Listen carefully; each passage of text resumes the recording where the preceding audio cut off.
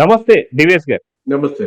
Sir మనం చూస్తే YCP పార్టీకి సంబంధించి గతంలో ఎవరైతే సహాయపడ్డారో అది ఏదైతే స్కాములు గావచ్చు, మిగతా అన్ని అంశాల్లో గూడా ఇప్పుడు ఒక్కొక్కరుగా అప్రూవర్‌గా మారుతున్నారు. గతంలో మనం చూసుకుంటే వైఎస్ వివేకానంద రెడ్డి హత్య కేసులో దస్తగిరి గావచ్చు, దాని తర్వాత ఇంకా చాలా పరిణామాలు ఒక్కొక్కరుగా వస్తున్నారు. ఇప్పుడు కల్తీ విషయానికొచ్చేసరికి మనకి చిన్నప్ప. మొత్తానికి ఏంటి ఇప్పుడు వైసీపీ మెడకి అప్రూవర్‌ల బాధేంటి? బెడేంటి అంటే ఏం చెప్తారు? అంటే ఇప్పుడు మాంత్రికుడి ప్రాణం చిలక చేతుల్లో ఉంటుందంటారు. సినిమాలు గనక మనం చూసినట్టు ఆ చిలకని చంపితే మాంత్రికుడు చచ్చిపోయినట్లే.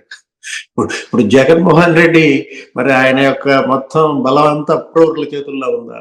అప్రూవర్లు నొక్కితే జగన్మోహన్ రెడ్డి ఢమాల్లా. ఇప్పుడు వరుస పెట్టి అప్రూవర్లు అటు వివేక హత్య కేసులో దస్తగిరి అప్రూవర్ గా మారిన తర్వాతే కదా ఇది మొత్తం అంతా అది బయటపడింది. ఎక్కడ గొడ్డలు కొన్నారు, ఎవరెవరికి ఎంత డబ్బులు ఇచ్చారు, సుపారీ ఎంత, ఆయుధం దొరికింది, తర్వాత ఆ డబ్బు కూడా దొరికింది కదా.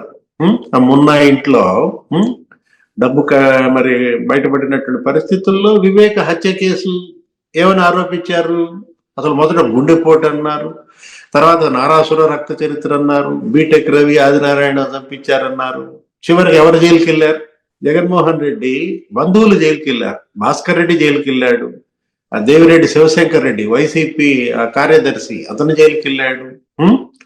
అవినాష్ రెడ్డి కూడా జైలుకి వెళ్ళినట్టే లెక్క కదా. కాకపోతే టెక్నికల్ గా బెయిల్ ఇచ్చినట్టు చూపించారు.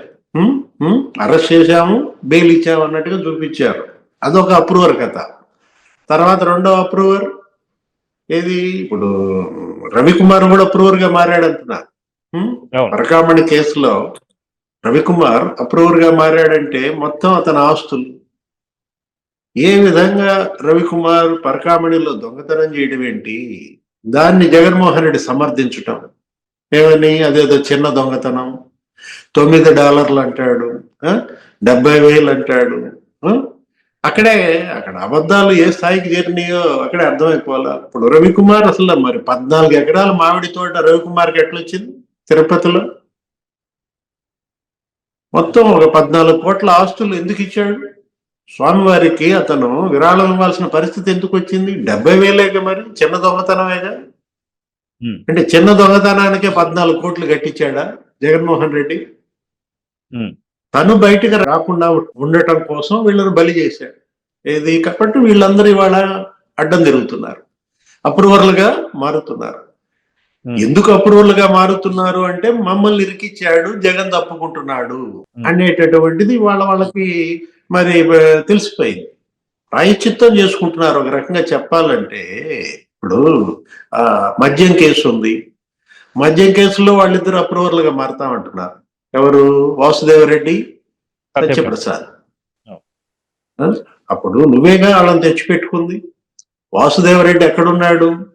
అతను ఎక్కడో రైల్వేలో ఉన్నాడని తీసుకొచ్చి అతనికి 2 పోస్టులు ఇచ్చాడు నువ్వు సీఎం కాకముందు. ఎల్వి సుబ్రహ్మణ్యం అప్పుడు ప్రధాన కార్యదర్శిగా అతను ఏం చేశాడు, ఎక్కడో వేరే ఇరిగేషన్ లో పెడదాం అనుకున్నాడు. రైట్, ఇరిగేషన్ కాదు ఎక్సైజ్ ఇవ్వాల్సిందే అని చెప్పి నువ్వే రాశావు, నువ్వే సంతకం పెట్టావు, నువ్వే ఇరుక్కున్నావు. మద్యం కేసులో ఇవాళ వాసుదేవరెడ్డి అప్రూవర్ గా మారాడని మీరు ఏదో పొన్నవల్లి సుధాకర్ రెడ్డి ఏమంటాడు, బెదిరించారు, అధికారులు బెదిరించి అప్రూవర్లుగా మారుస్తున్నారు. అంటే మీరు అధికారులు బెదిరించి తప్పుడు కేసులు పెట్టించారా? మీరు చేసినట్టే వీళ్ళు చేస్తారు అనుకుంటున్నారా? వాసుదేవరెడ్డి, సత్యప్రసాద్ అప్రూవర్లుగా మారారంటేనే అక్కడే అర్థమైపోవటంలా. సత్యప్రసాద్కి ఏమని చెప్పాడు మిథున్ రెడ్డి? అడ్డమైన పనులకి సత్యప్రసాద్ను వాడుకున్నారు. ఆ ఎక్సైజ్ శాఖలో స్పెషల్ ఆఫీసర్ గా ఉన్నటువంటి వాడిని ఏంటి, నీకు ఐఏఎస్ ఇస్తామన్నారు, ప్రలోభ పెట్టారు. కన్ఫర్డ్ ఐఏఎస్ ఇస్తామని ప్రలోభ పెట్టి అతన్ని మొత్తం ఎక్సైజ్ ఏ రకంగా జే బ్రాండ్స్ తయారు చేశారు. ఫస్ట్ ఏమో డిస్టిలరీలు కబ్జా,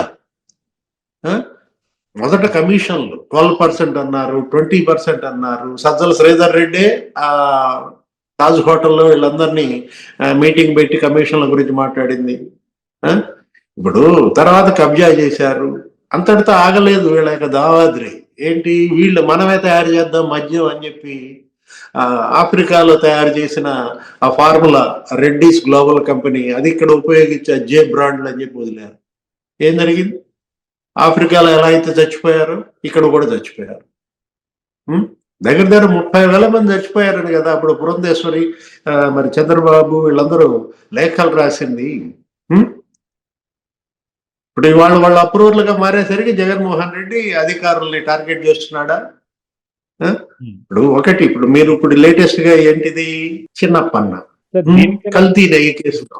సార్ దీనికన్నా ముందు చూసుకుంటే అన్నిటికన్నా చాలా పెద్ద అప్రూవర్ గా మనం చూసుకోవాలనుకుంటే విజయసాయి రెడ్డిని చూడొచ్చు.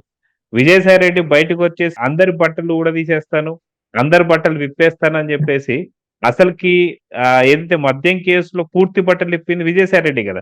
సో విజయసాయి రెడ్డిని అందరికన్నా పెద్ద అప్రూవర్ కింద చూడాలంటారా? అంటే వైసీపీ అప్రూవర్లకు ఆద్యుడు అనమాట. అవును అవును, ఫాదర్ ఆఫ్ అప్రూవర్స్. ఇప్పుడు ఎందుకంటే మన విజయసాయి రెడ్డి వాళ్ళకి వాటాల్లో తేడా వచ్చింది. ఇప్పుడు వీళ్ళందరూ తోడు దొంగలే కదా. ఆ దొంగలు ఏంటి, ఆ ఊళ్ళు పంచుకునేటప్పుడు మరి అతను మోసం చేశారు. ఎవరిని? విజయసాయి రెడ్డిని. కసిరెడ్డి రాజే అతను మోసం చేశాడని విజయసాయి రెడ్డి చెప్తున్నాడు కదా. ఇప్పుడు 5 కోట్లు ఇవ్వాలంట ఎవరికి? నెలకి. ఈ అవినీతి సొమ్ములో మిథున్ రెడ్డికి ఒక నెలకు 5 కోట్లు, మరి రాజ్యసభ సభ్యుడిగా సాయి రెడ్డికి 5 కోట్లను ఇదో పెట్టారు. ఒక స్లాబ్ పంచుకున్నారనమాట. 50 లక్షలు నెలకు. ఎవరికి? ధనుంజయ రెడ్డికో ఎవరికో. మరి మీడియాల కథనాలు మనం చూస్తున్నట్టయితే 20 లక్షలు ఎవరికి? ఓఎస్డి కృష్ణమోహన్ రెడ్డికి. ఇట్లా ఒక స్లాబ్ పెట్టుకుంటూ వచ్చారనమాట. ఆ పంపిణీలో తేడాలు వచ్చాయి. కేసిరెడ్డి రాజు ఏం చేశాడు? విజయసాయి రెడ్డి ఎందుకు ఇవ్వాలి అని చెప్పి అతనికి ఇచ్చేటువంటి ఆపినట్టున్నారు. ఆయన రగిలిపోయాడు, భరించాడు చూసినంతకాలం. ఎప్పుడైతే ఇక జగన్ ఓడిపోయాడో కుండ బద్దలు కొట్టాడు. ఎందుకంటే మరి అతన్ని బలిపశువు చేశారు కదా. ఏది? నెల్లూరు లోక్సభకు అతన్ని క్యాండిడేట్ గా పెట్టారు. వేమిరెడ్డి ప్రభాకర్ రెడ్డి పైన అతను ఓడిచ్చారు దారుణంగా వీళ్ళే. ఇలాంటి మరి దీంట్లో ఎదురు తిరిగాడు. మరి మీరు అన్నట్టుగా అతనే ఆద్యుడు ఏది అప్రూవర్లకి. అందుకే మరి కేసిరెడ్డి రాజు కూడా తిట్టాడుగా. ఏమని? బట్టే బాజ్ అన్నాడు. ఎవరు బట్టే బాజ్? మీరు ఇప్పుడు సాయిరెడ్డి బట్టే బాజ్ అయితే కేసిరెడ్డి రాజు బట్టే బాజ్ కాదా? లేకపోతే వీళ్ళందరికీ నాయకుడు జగన్మోహన్ రెడ్డి బట్టే బాజ్ కాదా? A2 బట్టే బాజ్ అయితే A1 కూడా బట్టే బాజే కదా. ఇప్పుడు బట్టే బాజ్ కి అర్థం ఏందనేది నాకు తెలియదు. డీకే బోస్ కి ఒక అర్థం చెప్పాడు వైఎస్ జగన్మోహన్ రెడ్డి. బట్టే బాజ్ కి అర్థం ఏంటంటే ఏం చెప్తాడు సార్ జగన్మోహన్ రెడ్డి? ఇప్పుడు ఇవాళ కిసిరెడ్డి రాజ్ లేకపోతే జగన్మోహన్ రెడ్డి, మిథున్ రెడ్డి, చెవిరెడ్డి, మరి ఎంతమంది బట్టే బాజులు అరెస్ట్ అయ్యారు? మీరు అంటుంది కరెక్టే. అప్రూవర్లకు ఆద్యుడుగా సాయిరెడ్డినే చెప్పుకోవాలన్నమాట. ఇప్పుడు చిన్నప్పన్న ఏది ఈ కల్తీ నెయ్యి కేసులో మరి సుబ్బారెడ్డి విలువలాడిపోతున్నాడు. ఏంటి? అప్పన్నను అసలు విచారించడానికి వీలు లేదని కోర్టుకు వెళ్ళాడు. అదేమంటే వాళ్ళు ఏమంటారు? అప్పన్న వేమిరెడ్డి ప్రభాకర్ రెడ్డి పిఏ అంటారు. ప్రభాకర్ రెడ్డి నెల 25,000 చెక్ ఇచ్చారంటారు. నిన్న కూడా ఎవడో ఒక అధికార ప్రతినిధి అంటాడు, కారుమూరి వెంకటరెడ్డి ఎవరు అంటున్నట్టున్నారు. ఏదో అసలు అకౌంట్స్ తో సహా చూపిస్తున్నారు. ప్రభాకర్ రెడ్డి నెల 25,000 మరి ఇతనికి జీతం ఇచ్చాడని ప్రభాకర్ రెడ్డి బయట పెట్టి చెప్పాడు. ఏమని? ఇచ్చిన మాట వాస్తవమే. అప్పుడు ఆయన టీడీపీ ఎంపీ ఇవ్వలేదుగా.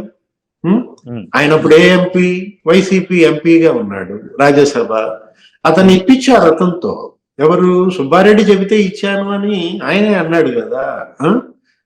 నేను ఇవ్వలేకపోతున్నాను, వాడు ఆర్థికంగా ఇబ్బందుల్లో ఉన్నాడు, నువ్వు నెలకి ఎంతో కొంత ఇవ్వమంటే నేను 25,000 చొప్పున ఏమో నా ఫారం నుంచి పెట్టాను, నేను అనేక మందికి సహాయం చేస్తుంటా, వాళ్ళలో వీడొకడు అనుకున్నాను అని వేమిరెడ్డి ప్రభాకర్ రెడ్డి చెప్పాడు కదా. ఇప్పుడు అప్పన్నే అప్రూవర్ గా మారుతున్నాడంటే ఇంక మొత్తం నీకు కూష్మాండాలు కదిలిపోతాయి.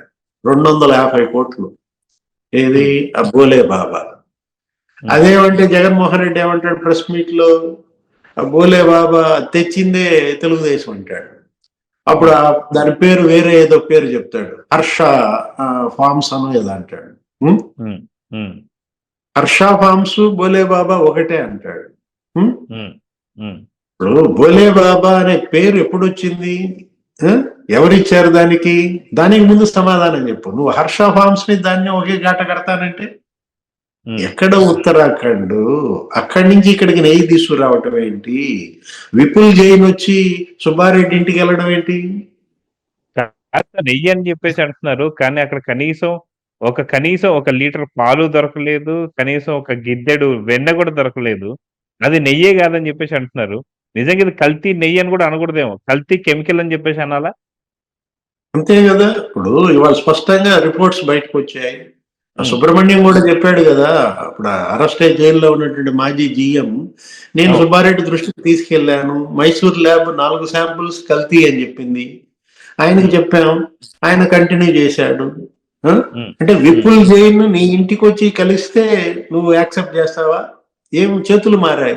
ఏం ఉమ్, ఒప్పందం చేసుకున్నారు విపుల్ జైన్ వైవి సుబ్బారెడ్డి? ఉమ్, విపుల్ జైన్ వెళ్ళి వేమిరెడ్డి ప్రభాకర్ రెడ్డి ఇంటికి వెళ్ళాడా?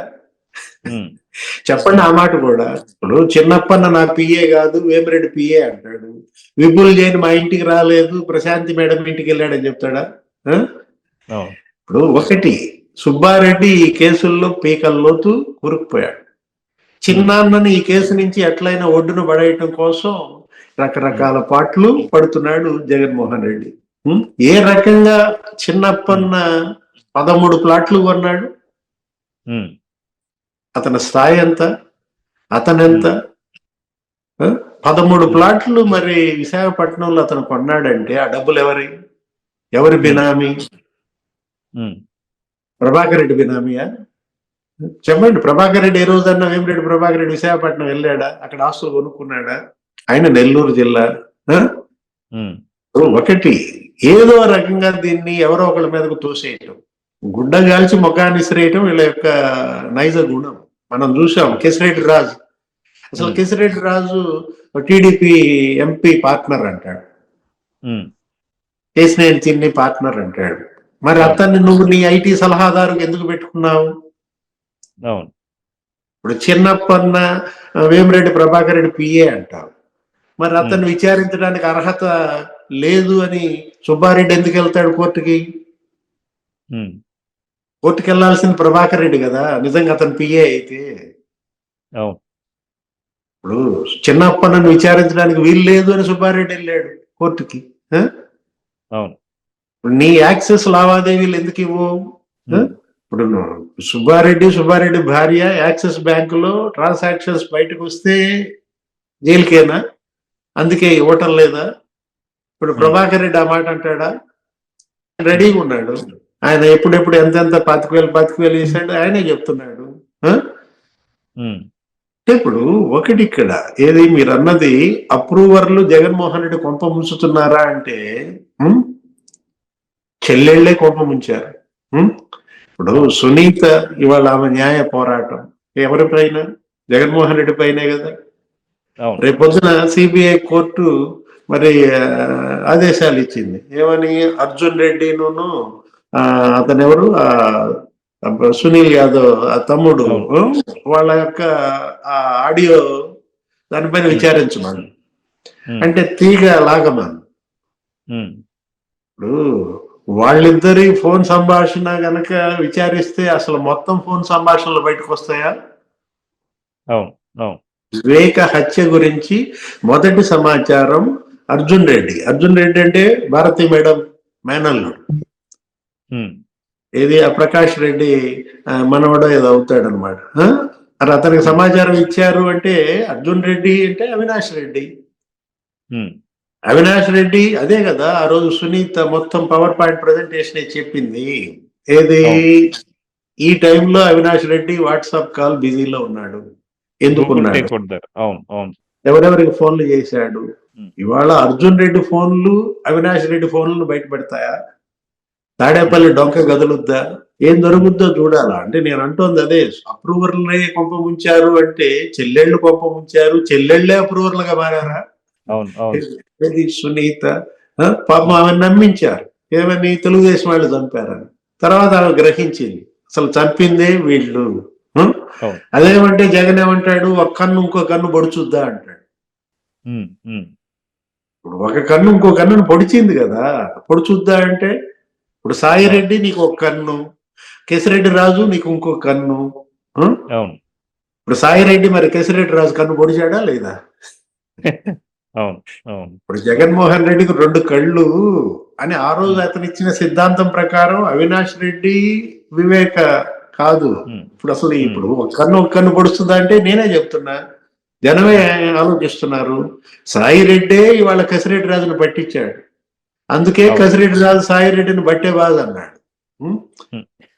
మొత్తానికి బట్టే బాధలో భరతం పడుతోంది ఏది ఈ ప్రభుత్వం. ఇప్పుడు విజయమ్మ కూడా అప్రూవర్ గా మారినట్టే, షర్మిల కూడా అప్రూవర్ గా మారినట్టే. ఎప్పుడైతే ఆ కేసులు వేసారో ఇవాళ కూడా ఆ కేసుల పైన మళ్ళా వాదన చేస్తున్నాడు. ఇది ఎన్సిఎల్సి కేసులో షర్మిల మీద ప్రేమ ఇరిగిపోయిందంటాడు. అంటే ఏంటి తెగించాడు అనమాట. ఏది బరి తెగింపు కనపడుతోంది. చెల్లికి ఆస్తి ఇవ్వను, తల్లిపై కేసేస్తాను, అయినా ఈ పిచ్చి జనం నన్ను నమ్ముతారు, నేనేం చెబితే అది వింటారు. రేపొద్దున మళ్ళా మా అమ్మని పిలిపిస్తాను, మా నాన్న సమాధి దగ్గర నాకు ఒక ముద్దు పెట్టుద్ది, బెదిరించి ముద్దు పెట్టించుకుంటా, జనం నమ్ముతారు. అంటే జగన్ కి ఎంత చులకనైపోయారు జనం.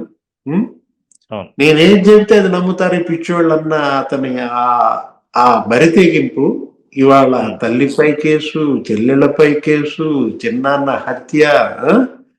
ఇప్పుడు ఈ అప్రూవర్లు మొత్తానికి జగన్ ఫీజులు బీకేస్తారా? సో చూద్దాం సార్. మొత్తానికి అప్రూవర్లు మొత్తం అంతా జగన్ చుట్టూ చేరుకున్నారు. పూర్తిగా మెడకు ఒక ఉచ్చులాగా బిగుచుకుపోతుంది. అప్రూవర్ల సంఖ్య కూడా పెరిగిపోతుంది. సో చూద్దాం సార్ ఏం జరగబోతుందో. నమస్తే. Please subscribe to Leo News for more videos.